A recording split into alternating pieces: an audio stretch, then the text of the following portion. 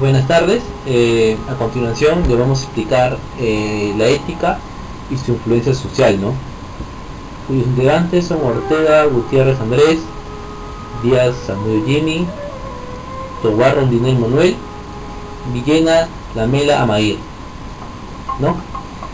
Ante todo, vamos a hablar sobre la ética y la influencia social, cómo influye en la familia, en la sociedad, en los colegios, en las instituciones públicas.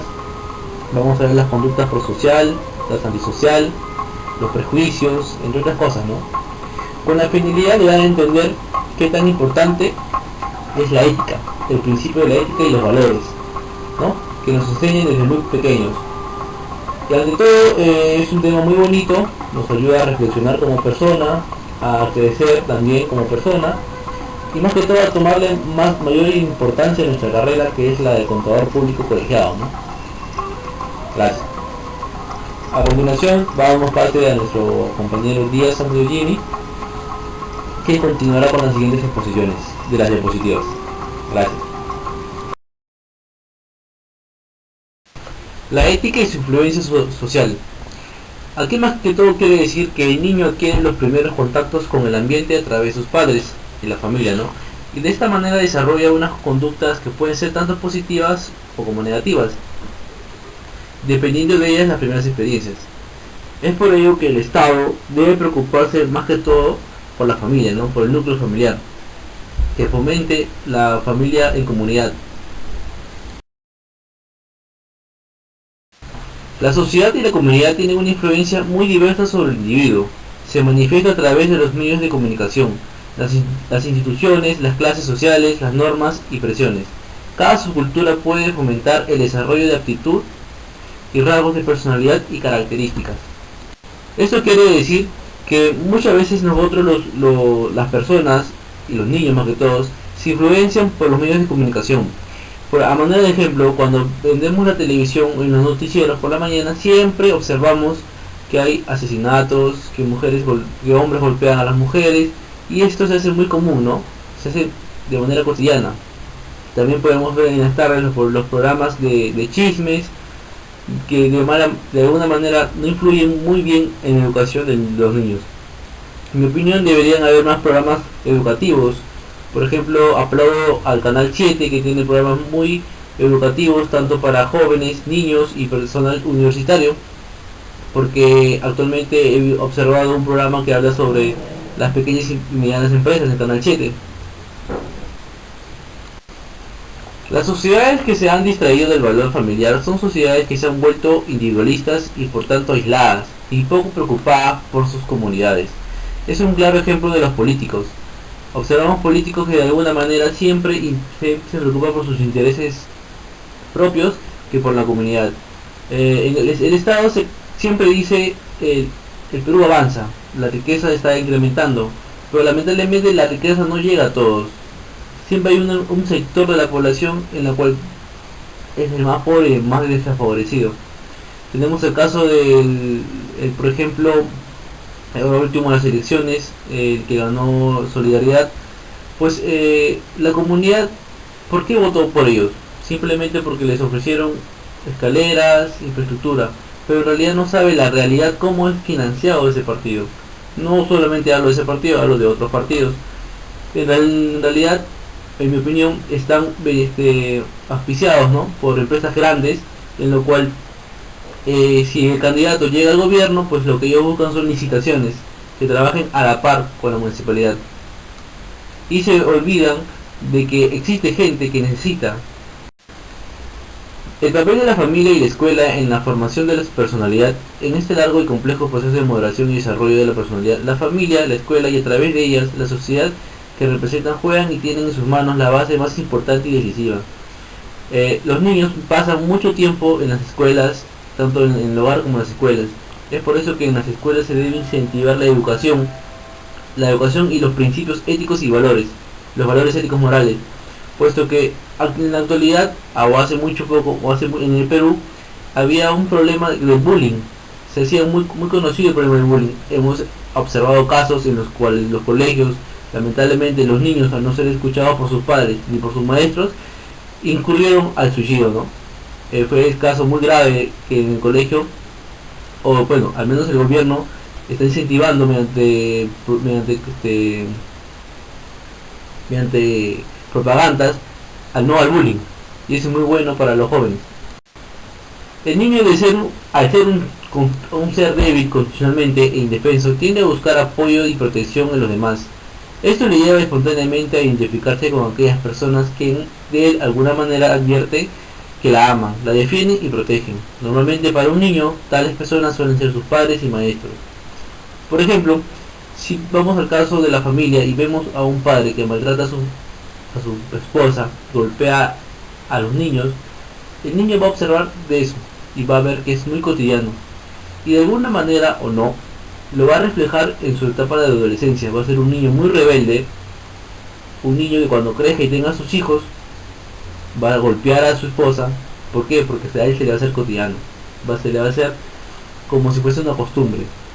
Pero si vemos el otro caso, donde vemos una familia que vive en comunidad, en armonía, donde hay comunicación, hay comprensión, pues el niño de alguna manera va a crecer y va a ser un profesional que está orientado a la vocación de su carrera y puede ayudar, ¿no?, a las demás personas.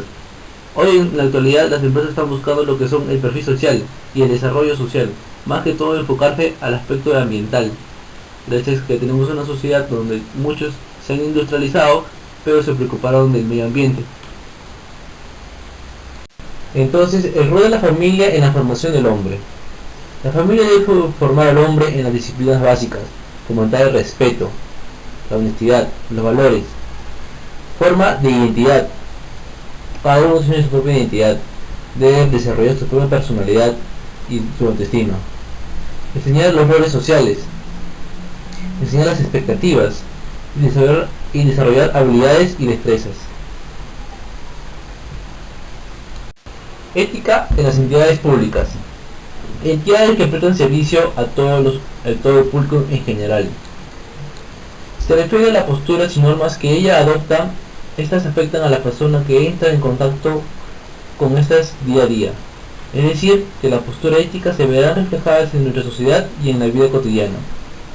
Ejemplo, instituciones públicas, educativas, privadas. No solamente instituciones públicas de educación, sino también vemos que a muchas personas acuden al Poder Judicial, y lastimosamente en el Poder Judicial los secretarios de los fiscales son los que cobran las coimas con el solo hecho de que su resolución salga de manera rápida. No solamente vemos eso, vemos cuando la PNP, la Policía Nacional de Perú, captura a delincuentes, la policía hace su trabajo correctamente, pero le entrega a la Fiscalía, al Poder Judicial. Entonces ahí hay una distorsión de tareas. ¿Por qué? Porque el delincuente que tenga mucho dinero lo que hace es sobornar al fiscal y lo dejan libre. Esto ha salido en los noticieros y la AUMA aún no se pronuncia. Ética y las instituciones privadas, dice. En las instituciones públicas y privadas, la ética es proclamada por instituciones y gobiernos, pero no aplicado en hechos concretos que reclama la ciudadanía y que solicita moral de los políticos, de las políticas y de la política traducida en solicitudes de transparencia, equidad, justicia, futuro e inserción social, debido a la vaguedad que existe en nuestra sociedad sobre el problema de la autonomía moral base de una democracia participativa. La ética ahora en las instituciones privadas se ha visto reflejada con el socialismo, ¿no? Hoy en día grandes empresas se preocupan más por el medio ambiente, por los recursos naturales. Tenemos a Bacus, por ejemplo, que tiene sus reservorios, en su misma fábrica tienen un pequeño zoológico que tienen a muchos animalitos ahí. También el caso de la empresa Levapan del Perú. Esta empresa es una transnacional colombiana que ha llegado al Perú hace poco y lo que busca es fomentar la educación.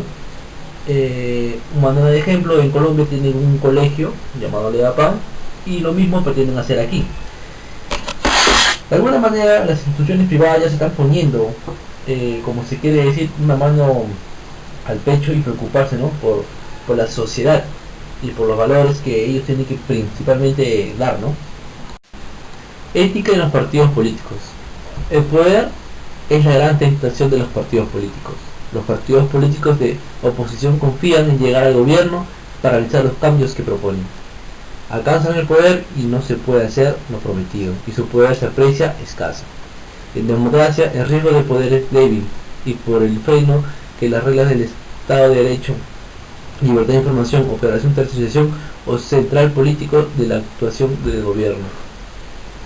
En los partidos políticos estamos viendo que ahora último cada partido político se bombardea entre sí. Sale uno diciendo que su congresista es un corrupto, lo mismo le responde el otro partido. Entre partidos políticos se atacan, ¿no? Lo cual a mi parecer no debería ser.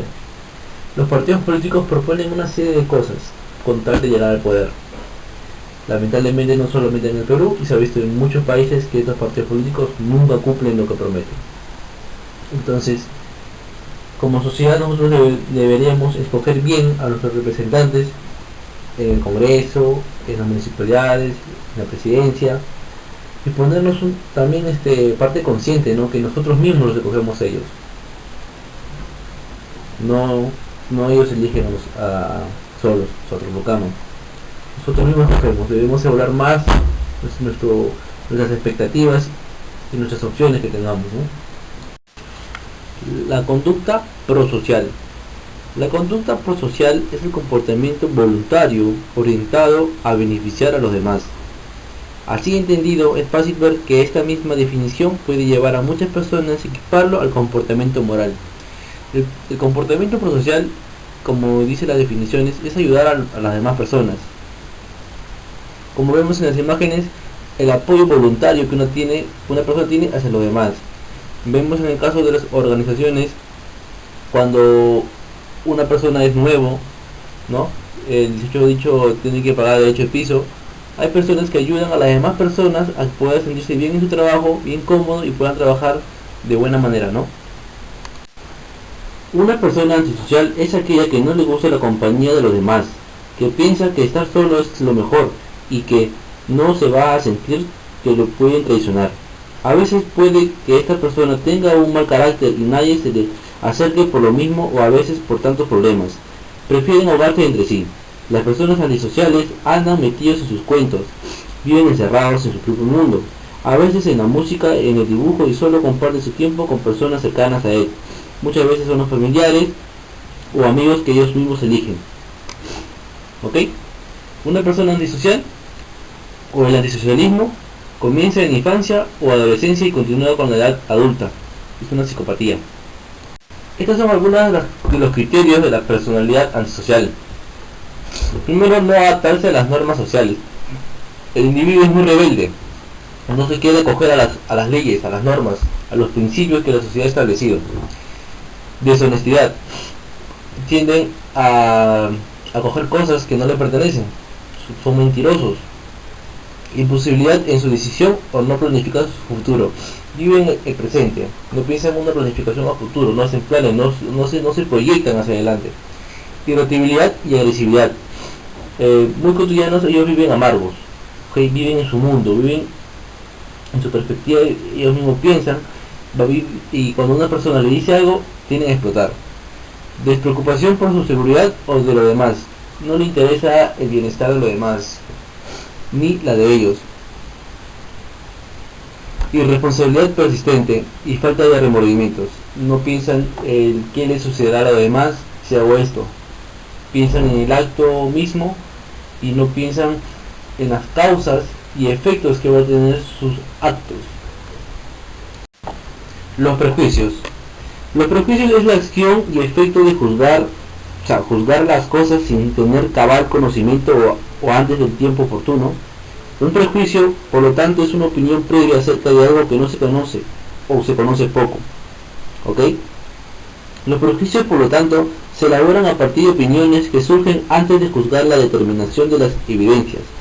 En otras palabras, un prejuicio es una crítica que se realiza sin tener los suficientes elementos previos para fundamentarla. Si una persona que nunca viajó a Francia afirmará que los franceses son poco afectuosos y distantes en el trato, estará incurriendo en un prejuicio y produciendo un estereotipo. Muchas veces pensamos que todos los judíos son ávaros, por ejemplo. O también o el peruano tiene un prejuicio que dice lo siguiente, ¿no? El peor enemigo de un peruano es el mismo peruano. Viven con ese prejuicio. O a veces pensamos que por vestirse de manera inadecuada es un ladrón, ¿no? La ética en el Perú y el mundo de hoy.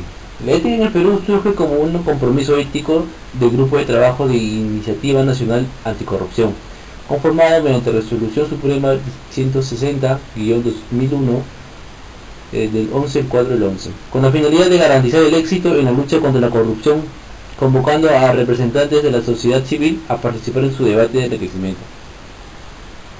La ética en el Perú últimamente está muy cuestionada, ¿no? Vemos que en el Congreso ocurren una serie de irregularidades que da mucho que hablar, ¿no? Escucho comentarios en los noticieros y en los diarios, ¿no? que nos preguntan si el Congreso sustenta algo. En el Congreso hay es un circo, así dicen los diarios. Institucionalizar la lucha contra la corrupción. Encomendamos a un organismo nacional que lidere la lucha anticorrupción, garantizando la independencia y equilibrio de los poderes del Estado, fortaleciendo el Sistema Nacional de Control, el nombramiento del Contralor General de la República por mayoría calificada por el Congreso, y la presidencia de la Comisión de Fiscalización del Congreso, que debe otorgarse a la bancada de oposición. Como le dije hace un momento, en mi opinión misma, en mi criterio mismo, no considero que el Congreso sea lo más ideal, ¿no?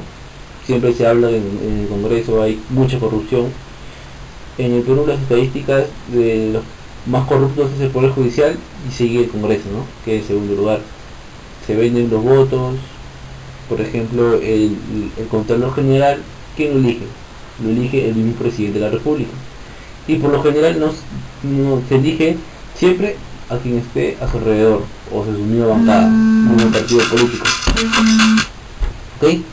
Entonces podemos ver que, en mi opinión mía, escoger el Contralor de la República debe ser a elección también, no simplemente por ser allegado de un partido político o un presidente. Se realizará de la siguiente manera, ¿no? El Estado peruano tiene instituciones que garantizan la transparencia y la rendición de cuentas, ¿no? Por ejemplo, tenemos a la SUNAT, que asegura la gestión transparente de organismos recaudadores de ingresos fiscales, ¿no?